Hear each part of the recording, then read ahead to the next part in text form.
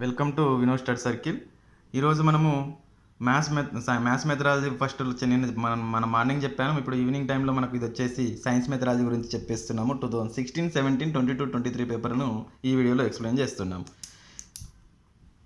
మనకు మొదటి క్వశ్చన్ చూసుకున్నట్టయితే, వివిధ ఆహార పదార్థాల్లో ఉండే పోషక విలువల గురించి నేర్చుకున్న తర్వాత విద్యార్థులు వారి ఆహారపు అలవాట్లను మార్చుకుంటారు. ఈ వాక్యం విలువను సూచిస్తుంది. ఇది క్రమశిక్షణ విలువ అండి ఆన్సరు.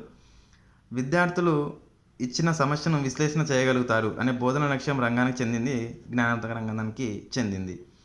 మనకు ఇది ఈ క్రింది వానలో ఏది ఏ తరగతి గదిలో పాఠం పూర్తి అయిన తర్వాత మనం సాధించలేమని చెప్పేసి దీనికి ఇది యాడ్ స్కోర్ ఇచ్చారండి. ఇక్కడ చూడండి, మనకు క్రమశిక్షణ విలువలకు సంబంధించిన దాంట్లో సామాజిక విలువలు, సాంస్కృతిక విలువలు, సృజాత్మక విలువలు ఆల్రెడీ నేను చెప్పాను. సృజాత్మక విలువలు అంటే మనం ఒకదానికి ముందు ఉన్నదాన్ని బట్టి ముందుకు అంటే క్రియేటివిటీ చేసి రాయడాన్ని సృజనాత్మక విలువ అని చెప్పేసి అంటాము. ఆ విలువలు ఉన్నాయి కదా, విలువలు నేను ఆల్రెడీ చెప్పుకుంటూ వచ్చిన విలువలు ఒకసారి చూడండి. నెక్స్ట్ వన్ చూసుకున్నట్టయితే, పాఠం మొదలు పెట్టడానికి ముందు అడిగే శోధనాత్మక ప్రశ్నలు దీని కొరకు ఉద్దేశించబడింది. ఎందుకంటే విద్యార్థి పూర్వజ్ఞానాన్ని పరీక్షించడానికి. అంటే ప్రీ టీచింగ్ అనేది అని చెప్పేసి ఎందుకని చెప్పేసి ముందర దాన్ని అనుకుంటే దానిలో మనకు ఆస్కింగ్ క్వశ్చన్ చెప్పేసి అడుగుతున్నాడు. అది వచ్చేసి మనకు విద్యార్థి పూర్వజ్ఞానాన్ని పరీక్షించడానికి. నెక్స్ట్ వన్ చూసుకుంటే, స్వీయ అభ్యాసనము దీని ద్వారా ప్రభావవంతంగా సాధించబడుతుందని అడుగుతున్నాడు. ప్రయోగశాలలో ప్రయోగం చేయడము దీనికి ఆన్సర్ వస్తుంది. దీనికి first one answer. Next one చూసుకుంటే, ఒక విషయంలో నేర్చుకున్న విద్యార్థికి అభ్యాస నిష్ఠతను కనుక్కోవడానికి నికిష వాడతారని చెప్పేసి దీనికి ఈ నోట్ నికిష.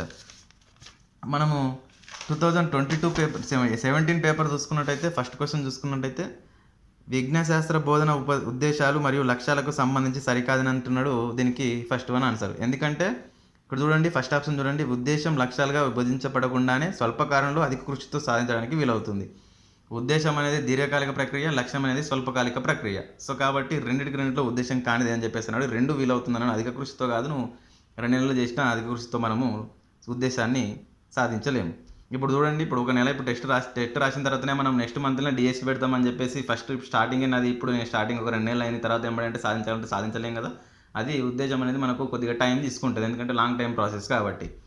నెక్స్ట్ మనం చూసుకుంటే, ఈ విద్యా ప్రణాళిక నిర్మాణం యొక్క సూత్ర నియమం కాదు, ఇది ఉపాధ్యాయ కేంద్రిత నియమం కాదు. ఎందుకంటే నేను ఆల్రెడీ చెప్పుకుంటూ వచ్చినంటే టీచర్కి సంబంధించి ఏది సెంటర్ ఆఫ్ వ్యూ ఉండదు, స్టూడెంట్ సెంటర్ ఆఫ్ క్వశ్చనే ఉంటుంది.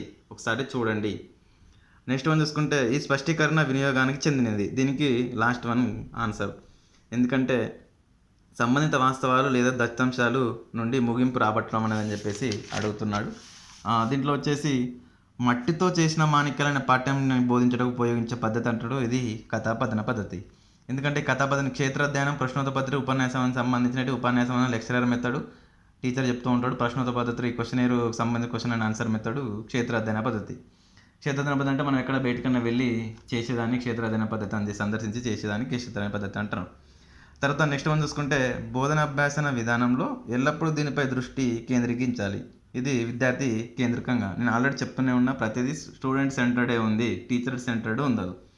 నెక్స్ట్ వన్ చూసుకుంటే, ఈ మధ్యకాలంలో విద్యాశాఖ బోధన అభ్యాసన ప్రక్రియలను బలోపేతం చేయడానికి ప్రవేశపెట్టింది అంటే డిజిటల్ తరగతులు. ఎందుకంటే ఇప్పుడు ప్రజెంట్ సిచ్యువేషన్లో కోవిడ్ నుంచి ముందు తర్వాత కూడా సరే మనకు డిజిటల్ లెర్నింగ్స్ని బాగా ఫోకస్ చేసిండ్రు.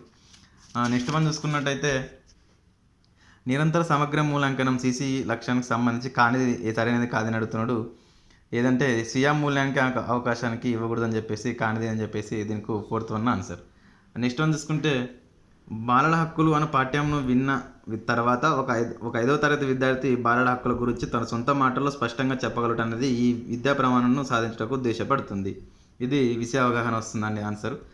నెక్స్ట్ వన్ చూసుకుంటే, 5వ తరగతి విద్యార్థులు కుండలు తయారు చేయు ప్రదేశాన్ని సందర్శించి అచ్చట కుండల తయారీపై అనుభవం పొందినవారు. ఈ క్రియ అనుభవమునకు చెందునని చెప్పేసి అంటాడు. ఇది చలనాత్మకమైనది. ఎందుకంటే జ్ఞానపూర్వక కాదు, తర్వాత ఉండి సంతోషకరమైనది కాదు, శ్రవణపూర్వకమైనది కాదు దీంట్లో. నెక్స్ట్ వన్ చూసుకుంటే, ఒక ప్రాథమిక ఉపాధ్యాయుడు నీటి సంరక్షణ ప్రచారానికై విద్యార్థులను గ్రామంలో తీసుకెళ్లినవారు. విద్యార్థులు తగినంత సమయం గ్రామస్తులతో ప్రతి చర్యలు జరుపుట తీసుకున్నారు. ఈ ఉపగమనం యొక్క ప్రధాన ఉద్దేశం ఏందని చెప్పేసి అడుగుతున్నాడు. నీటి వనరులు మరియు నీటి సంరక్షణ మధ్య గల సంబంధాన్ని విద్యార్థులు నిర్ధారించడం అని చెప్పేసి దీనికి fourth one answer. Next one చూసుకుంటే, నీటి కాలుష్యం ఆధారంగా గల సమీక్షల ప్రాజెక్టు పనిని పూర్తి చేయటకు సహాయపడే వనరులు. ఇది వచ్చేసి మనకు గ్రంథాలయం ఆన్సర్ వస్తుందండి. నెక్స్ట్ వన్ చూసుకుంటే, 150th క్వశ్చన్, ఈ క్రింది వాటిలో విద్యార్థులు విమర్శాత్మక ఆలోచన మరియు మేధోపరమైన విజ్ఞాతను పెంపొందించేదని చెప్పేసి అంటున్నాడు. ఇది సైకలాజికల్ అప్రోచ్ మరో వైజ్ఞానిక ఉపగమనం అని చెప్పేసి దీనికి ఆన్సర్ వస్తుంది. నెక్స్ట్ వన్ చూసుకున్నట్టయితే మనము 23 పేపర్ అండి, లాస్ట్ పేపర్. ఈ విద్యార్థి కేంద్రక బోధన పద్ధతి అని అడుగుతున్నాడు, అన్వేషణ బోధన పద్ధతి. ఇవన్నీ టీచర్ సెంటర్డ్ మెథడ్, ఇవి ఒకటి వచ్చేసి ఇది స్టూడెంట్ మెథడ్. నెక్స్ట్ వన్ చూసుకున్నట్టయితే ఈ క్రింది వానిలో దృశ్య బోధనోపకరణాన్ని గుర్తించండి అంటున్నాడు. దృశ్య బోధనోపకరణాన్ని అంటే ఫిల్మ్ స్ట్రిప్ వస్తుందండి. రేడియో, కంప్యూటర్, టెలివిజన్ అనేది రేడియో వచ్చేసి శ్రవణోపకరణము, కంప్యూటర్ దృశ్య శ్రవణోపకరణము, టెలివిజన్ అనేది కూడా దృశ్య శ్రవణోపకరణం కింద వస్తుంది. ఫిల్మ్ స్ట్రిప్ అనేది దృశ్య బోధనోపకరణం కిందకి వస్తుంది.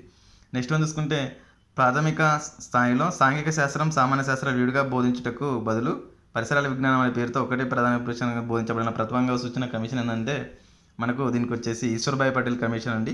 ఇది కొత్తగా వచ్చినటువంటి 2018 తర్వాత వచ్చిన టీవీఎస్ మెథడ్ బుక్లో ఉంది. ఫస్ట్లో ఉంటుంది ఈవీఎస్ సంబంధించినది, చూడండి.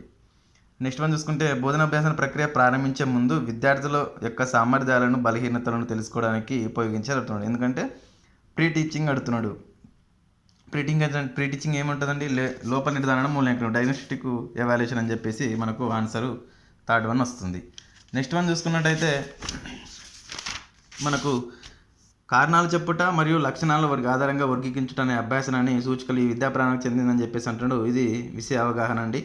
తర్వాత నెక్స్ట్ వన్ చూసుకుంటే లాస్ట్ క్వశ్చన్, నిర్వహించుట మరియు కనుగొనుట అనున్నవి వరుసగా జ్ఞానాత్మక ప్రక్రియ పరిమాణంలో సబ్ కేటగిరీలు అంటూ అన్వయించుట, గుర్తుకు తెచ్చుకున్నట దీంట్లో వచ్చేసి ఫస్ట్గా ఆన్సర్. చూడండి, అకాడమిక్ స్టాండర్డ్స్ మీద ప్రతి పేపర్లో ఒక క్వశ్చన్ ఉంటుంది. సో కాబట్టి మనకు 2 క్వశ్చన్లు ఎక్స్పెక్ట్ చేయొచ్చు. సో కాబట్టి వాటి మీద కాన్సన్ట్రేషన్ చేయండి.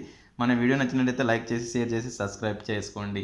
నేను కమ్యూనిటీలో కూడా సరే క్వశ్చన్స్ పెడుతున్నా, వాటిని కూడా రాయండి. Thank you so much.